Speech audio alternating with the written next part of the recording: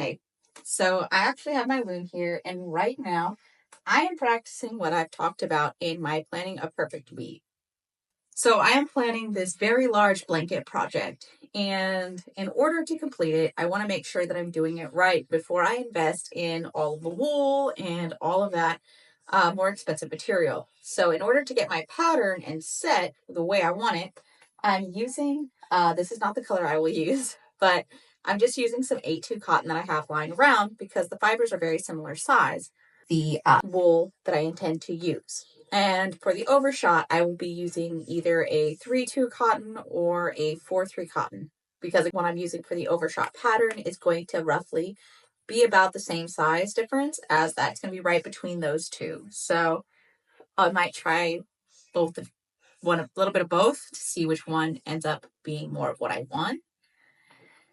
But I'm taking my time. In order to center the pattern, I counted how many petals need to be used in each section of the pattern. It is 50 total petals for each section of the pattern. And I centered right at the 25. So 25 this way, 25 this way, and then I will repeat from that point. But this is going to be centered. So the way I'm doing it is pretty simple. So since this is the Ancient Rose design, I had to start roughly, about 5 passes in here. And then I will continue all the way to the end there. And then when I restart, I'll start from this side and go this way.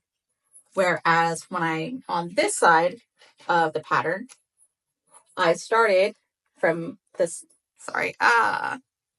so I started here and I'm going this way. And when I hit the restart, I will start all the way from here and then continue. And that's how I'm going to follow the pattern in order to make sure that it is centered. The way I'm setting it up, even though it's going to be 24 ends per inch, I'm going to do it in a 12-den heddle. So the pattern size should be pretty close to 4 inches for the overshot pattern. That's something I want to check to make sure it's right. And because this is a sample, I can try to do the entire pattern. But if I'm noticing at a certain point that it's not really that 4 inches that I want, or maybe I want it to be a little bit bigger, whatever it is, I can reset and reslay and get it closer to the size that I actually want. So at this point, this is where I'm setting it up so that I can fine tune the set. So if it's going to be 12 ends, 10 ends, or 8 ends per inch. And once I get the set where I want, I can determine if I want 2 threads per heddle or 3. So right now I'm doing 2, and I probably won't rethread the heddles unless it looks very wrong, because I can kind of, in my mind, imagine, okay, what if I put 3 there? That would be a more even 8. And it would not change the size of the pattern. It would just change the thickness of the cloth. But since I can just imagine that, it's not as big of a deal as the set itself. So if I'm like, okay, 10 is still too close, I know if I put 3 threads in each heddle, it's going to be even closer. And if I look and I go, okay, 8's a little loose, but if I put that other thread in there, it's not going to be loose anymore and it's going to be perfect. So that will kind of be what I'm gauging for right now. I'm starting with 12 because it is an overshot pattern. So the thicker cloth will only go in as the motif. And I will do a tabby pass of the thinner fiber every single time. So that's going to be the plain weave that holds everything into place. So I'm feeling like the 12 will be great. But I may find out that I do want it spread out a little bit more. So if I do, that's fine. I can always reslay. But I'm going to start with that and I'm going to set up. And as I always say, take your time. This is the important part of taking our time. Is it does take longer because it's so much faster if I just start at one end and go all the way across, and I just start at the start and go to the end and then repeat. But at that point, my motif is not going to be centered. My motif is going to be offset, and it's going to be set to whichever side I started from. So if I start from the left, my motif is going to be set to the left, and I start from the right, it's going to be set to the right. And most of the time, this isn't really a big deal for me, or I just count and I make sure that I'm going to complete the pattern with how many threads I have. So at the end of the day, it's not that big a deal. But since I actually want to do a brocade in the middle or a design outside of the motif, in the center, I need my motif to be centered. So I'm going to do a tower that goes all the way up in the center. And if I don't have a centered motif, it's going to make the tower look crooked. It's going to make the motif look crooked. And it's all just going to look very sloppy. So if I want it to look neat, I need my motif centered. So that's what I'm doing right now, centering my motif.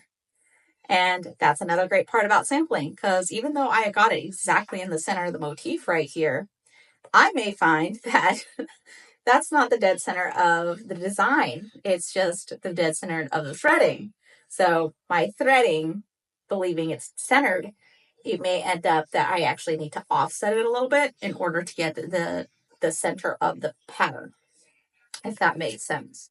So again, I'm doing this lower pattern, and as you can kind of see, I want this part right here to be the center and everything else build around it. So I'm believing what I'm threading is the exact center, but if I find out it threads right here, then I know I need to offset to get the thread right here. And then I can make those adjustments and make sure I correct my motif before I do my final project. I'm doing everything in 1/3 of the size of what I want my finished project to be, to make sure I can just scale everything up. So when I'm counting how I'm doing my motif, how many threads I'm picking up, things like that, I can scale it up, which is much easier. So we're going to keep going, and we'll check in once I get it all tied up, and we'll start actually weaving our motif. I am going to use different colors on my major project, but for now, this is a perfect thread to use just to kind of get started.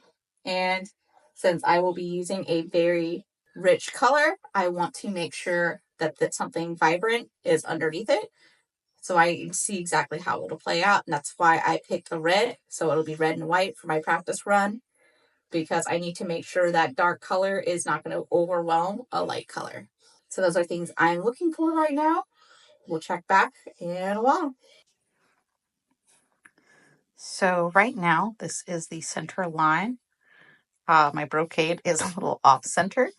That's okay though, because this is just the sample. I just know I need to move it over 1/2 inch this way, and that would solve it in the future. But this is the center line. So when I measured out the pattern, this is what it gave me. So not sure if that's where I want the center line to be, or if I would prefer the center line to have this pattern. So I have to decide on that, so I know how to adjust the pattern when I do the full sample. And this is why we sample, is because then we can figure out exactly what we want. And due to this being in the center, it has also made this not finish on the end, which is also something to consider, is you want the whole pattern to finish like on this side. So little things like that, that's kind of what I'm going to have to adjust for and decide what I want. But so far, I like the pattern. We'll see how I feel once I get the brocade in. I'm doing the brocade in a separate color right now, just because I wanted to see what a couple different techniques would look like. In the future, it may actually be the same color as the inlay, or just a slightly different color. Let's see how it goes.